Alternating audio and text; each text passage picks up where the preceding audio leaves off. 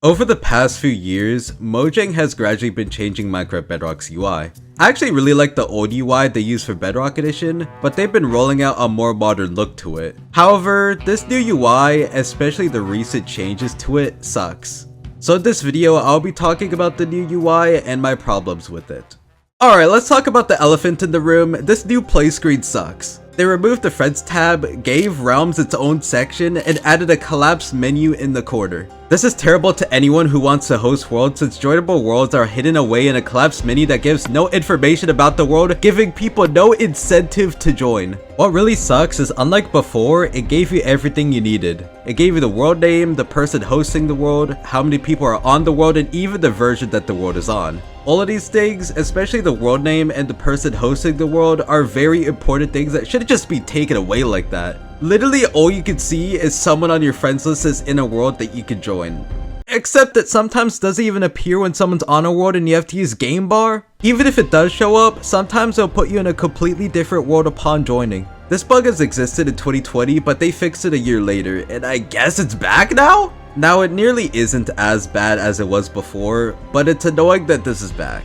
The friends list menu is also super messy. Your friends seem to be listed in a completely random order instead of being listed alphabetically.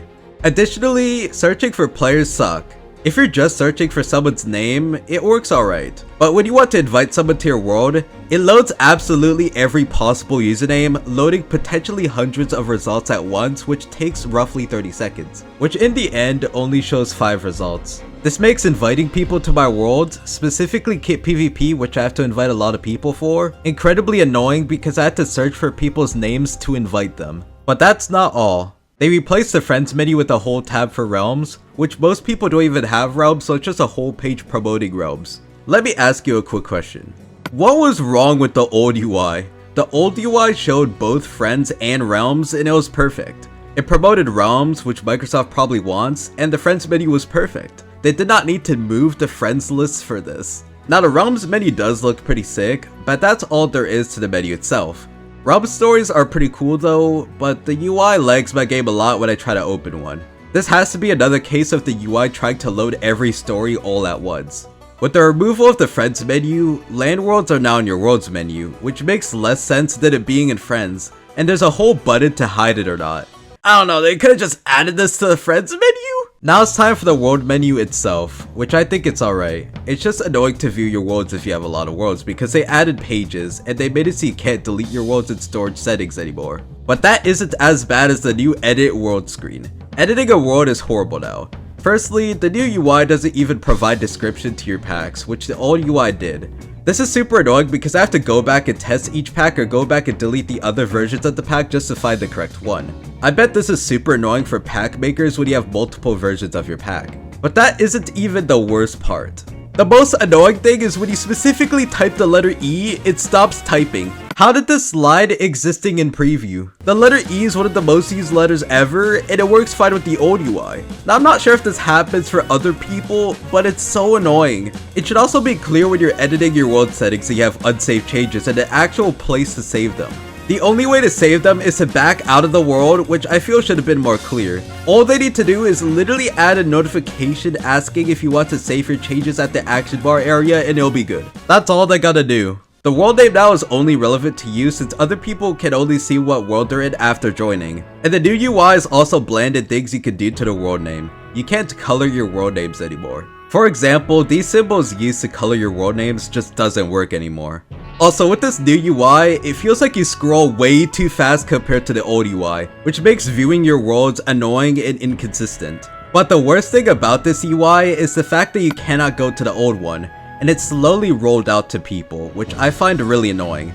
In preview, there's an option to go back to the old UI, which I feel should have been added to the main game. Except in preview, this button just doesn't work anymore, and they deleted the page where you could give feedback on the new UI, so I guess this is final. It's also much more difficult to edit this UI with texture packs from what I know. They really making us suffer with this new friends page? Anyway, on to the new create world screen, which is worse now. The create new world button is smaller, and it's now a huge promotion for add-ons. Why add-ons? Why not at least worlds? You have to go all the way down to the bottom to actually view marketplace maps. Also, your own imported world templates are lumped in with your marketplace owned templates. And lastly, with this whole main menu page, we have the new servers UI, which I think is fine. They just made it so you can't see the number of your ping, which I don't care that much, but I'm still asking why. They made it so you can't see the number, but it also takes longer to calculate your ping, which I think is very ironic. Besides that, it's fine, but I prefer the old UI. I like the activity section they have now, but I will miss the screenshot section they had before. Also, like I said earlier, it feels like you scroll way too fast compared to the old UI, which makes viewing things annoying and inconsistent. Now it's time for the marketplace. The marketplace's UI is still mainly the old one, but they've been tweaking it a tad bit. It's still well done, except for the fact that there's no confirmation when you purchase something from the marketplace. I'm not testing this out for this video, but that's not a good thing at all. I feel like every game has something in place to prevent accidental purchases, but not Minecraft. There's also the dressing room, which still uses the old UI, but they tweak it sometimes too. And the UI is pretty bad, but I'll make a separate video on this. It's more so the dressing room itself that's the problem, and how it's just an endless string of purchasable items. The character creator and emotes pages are horrid due to this. Like, why can't you search for anything? This whole video, I've been talking negative about the new UI, but there's one UI I haven't mentioned, being the new profile UI, and it's actually really well done.